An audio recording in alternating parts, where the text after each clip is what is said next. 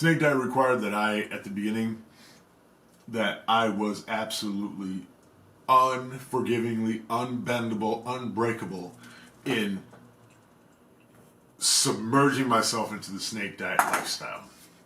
It wasn't going to work unless I was absolutely locked in.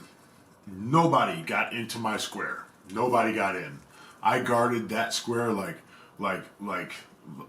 I mean, you didn't come into this brain and interrupt anything that I was doing. I completely would ignore you and blot you out of my life if you ever were to try to invade my space. And as a matter of fact, I got a great pleasure out of watching people who couldn't see what was happening before their very eyes yet shitting all over me. It gave me a great pleasure because I knew I had gone through life and built up enough knowledge to know that I wasn't going to die doing this snake diet. There's enough food around me where I could break the snake diet in any second and restart again. Death was not anything serious that I was worried about. Okay, if I felt like I was going to die, I'd just break a fast. Right? I just break the fast, but I never got to that point. Well, there was one time where I was foolish and pushed the envelope, and I'll get to that. But 99.9% of the time, food's right there. You get sick and tired of it, go and eat, for Christ's sake, right? So, the discipline. I was driven. I saw a better life. I saw a better me as an old man going to the grave. I saw a better me. I saw a strong old man beginning to flower and come into being. I saw myself even stronger as my own father, who was strong as an ox. About 3 months before my father passed away, my father could do 25 pull-ups at the age of 81. How many 81-year-old men you know that could do 25 pull-ups? Right? Okay, my father stayed strong.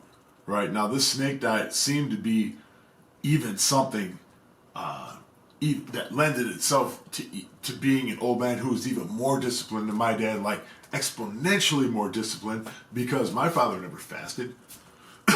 He never ever once fasted in his life, ever once. Never even came close to it. Ate 3-4 times a day. He ran. He was a bodybuilder. He kept himself fit. He didn't smoke. He didn't drink. He didn't go out and party. He didn't do drugs. My dad was clean and sober.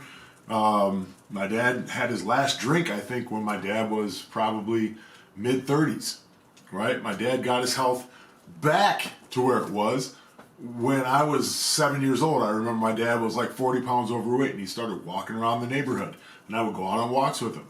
And from the age of 40 until the age of 81, my dad stayed in shape. Now, here comes the snake diet, and I'm a power lifter, and it's offering me a way to get my weight under control like that, and to remain a strong old man. Hell yeah, I'm going along with this, right? So the discipline to me was just like, oh my God, the payoff. It was, man, here's the payoff, right? Just stick with the snake diet. It will teach you how to evolve through your life. It will teach you how to handle problems, because let me tell you something, when you've got to study for exams, you're taking 4 classes, and you can't eat, only an obsessed mind can powerlift, study, and fast. In the summertime in Michigan, it's hot as shit, right? I was obsessed, man, but the discipline paid off, because my mother was dying, and I was fasting and caretaking for her in the middle of the night. And once my mother passed away, my father shortly after followed with his battle with cancer, and I was caretaking for my father along with my brother, and my brother's wife, Nessa, God bless her. She was an anchor in all of this, and I can never ever repay her for how she literally served. She was a godsend, a godsend. So thank you, Nessa, for that. So all these things, all these hardships that, and trust me, this sounds, my hardships were nothing compared to what some people are going through. Nothing. Disney World. No, I don't want to discount the human aspect of it. I understand that, I have a right to say, yeah, it was a hard time for me, but there are people out there suffering through a lot worse. And here's the thing about it, guys. The snake diet paid off in such a way as when you can be disciplined and work through true hunger, right? Near starvation. Even though my body was feeding off of the fat and my brain is getting the fat as nutrients, you're still not eating. Everybody else is eating around you 4 or 5 times a day, but there's something from being able to stick out a fast through all of that helps you in every aspect of your life. It helps you stay disciplined, and it gives you a respect for a plate of food, right? Because when you begin to understand for you, hey, this is when I need to stop. And I know if I'm going too far, I'm going to take it this far, and I know I'm going to gain a little weight, or I'm going to have discipline and keep the weight where it is, or I'm going to lose a little weight. I mean, you really, for me, I understand that way better. I needed that. That's me. My brother is like, well, I mean, that's common sense. Well, it's not common sense, man.